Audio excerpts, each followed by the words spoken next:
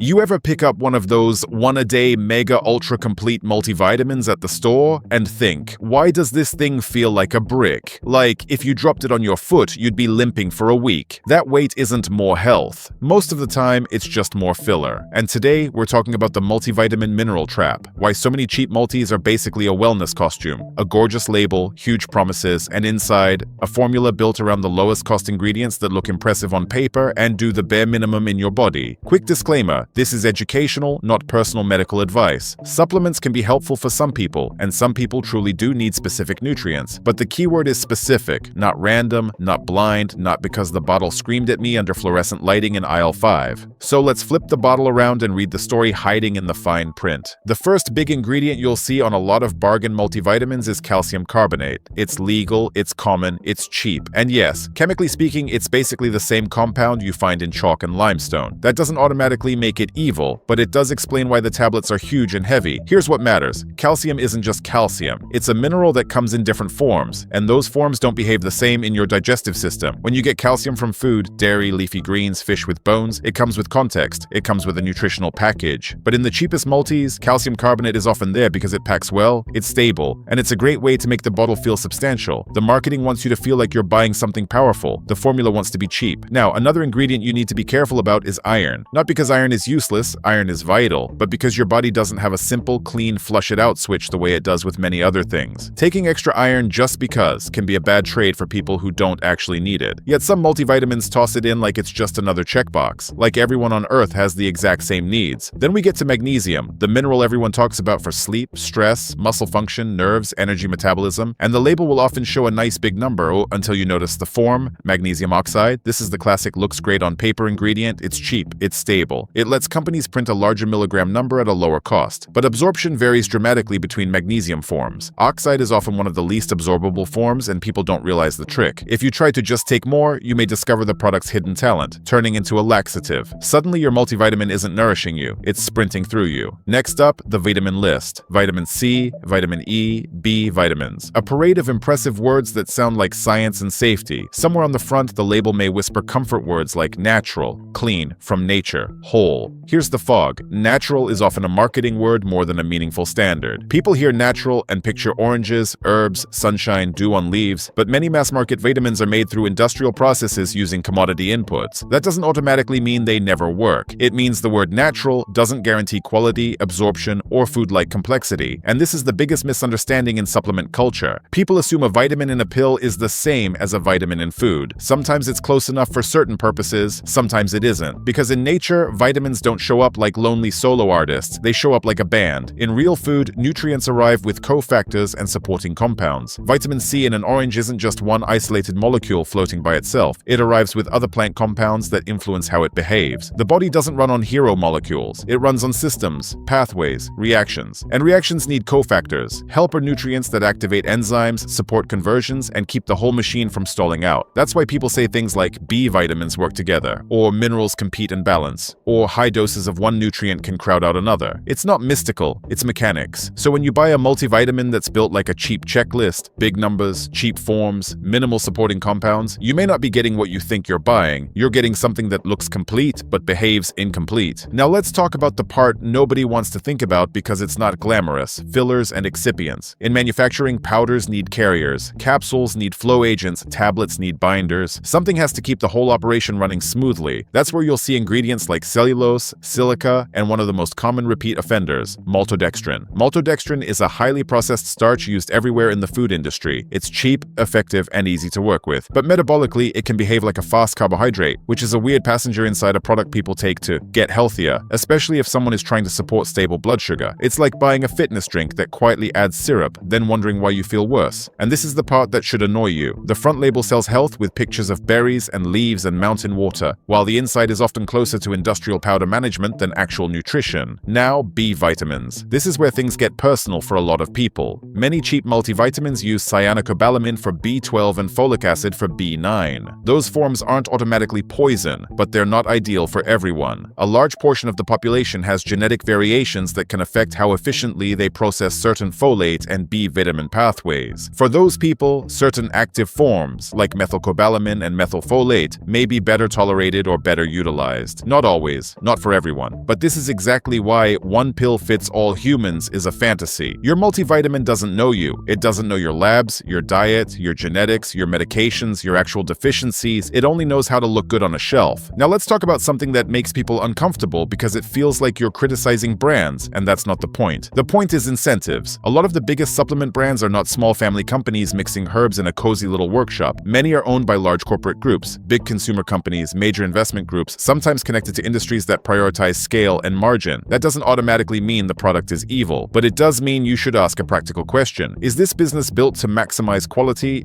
or maximize margin? Because if the mission is make the cheapest multivitamin that still passes regulations, you'll see exactly what you'd expect. Cheap mineral forms, cheap carriers, isolated synthetics without food-like complexity, massive tablets that feel powerful, and marketing that does most of the heavy lifting. And there's one more label trick we need to hit before we wrap. Standardized. You'll see herbs like ginseng, turmeric, green tea, and then in tiny print, standardized to X% active compounds. That sounds like potency, that sounds like precision, but standardized does not automatically mean pure, and it doesn't automatically mean full spectrum. It often just means the product was adjusted to hit a specific marker compound level. You can still have a lot of filler, you can still have a tiny active portion, you can still have something that reads like a superhero on the label and behaves like a background extra in real life. So what's the big takeaway? Most cheap multivitamins aren't a scam because they're illegal. They're a scam because they exploit assumptions. They exploit the belief that a bigger tablet equals a better product, that a higher number equals better absorption, that natural equals meaningful quality, that isolated vitamins behave like food, that a multivitamin is a nutritional insurance policy, and the result is often expensive reassurance instead of effective support. I'm not telling you never take supplements. I'm telling you to stop letting marketing choose your nutrients. If you're going to supplement, do it smarter. Fill gaps you actually have. Use forms that make sense. Avoid filler-heavy formulas when you can. Look for transparent sourcing and quality testing. And if you have health conditions, take medications, or you're pregnant, talk to a qualified clinician before experimenting, because the goal isn't to swallow the most pills. The goal is to give your body what it can actually use. And since we're on the topic of natural versus synthetic, the next video you should watch is the one that blows up one of the most misunderstood examples of all: vitamin C, how industrial vitamin C can look similar on paper, but be a totally different story in real life. I'll put it right here. Go watch it now.